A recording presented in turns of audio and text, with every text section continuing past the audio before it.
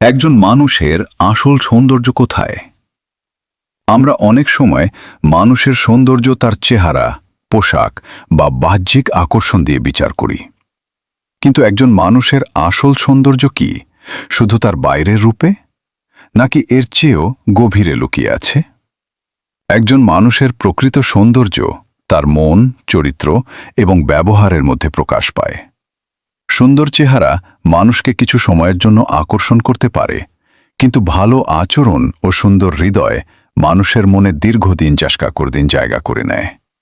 একজন দয়ালু মানুষ যে অন্যকে সম্মান করে, বিপদে পাশে দাঁড়ায় এবং সবার সঙ্গে ভালো ব্যবহার করে, সেই মানুষই সত্যিকারের সুন্দর।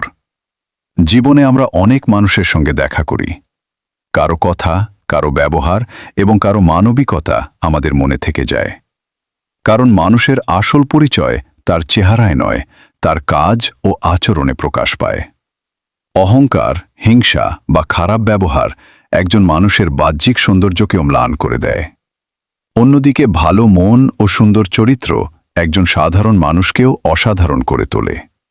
মনে রাখবেন, সময়ের সঙ্গে বাহ্যিক সৌন্দর্য পরিবর্তন হয়, কিন্তু ভালো চরিত্র ও মানবিকতা মানুষের প্রতি সম্মান তৈরি করে। তাই শুধু সুন্দর দেখানোর চেষ্টা নয়, সুন্দর মানুষ হওয়ার চেষ্টা করুন।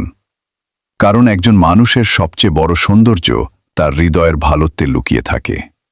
ভালো হৃদয়, সুন্দর ব্যবহার এবং মানবিকতাই একজন মানুষকে সবার কাছে সত্যিকারের সুন্দর করে তোলে।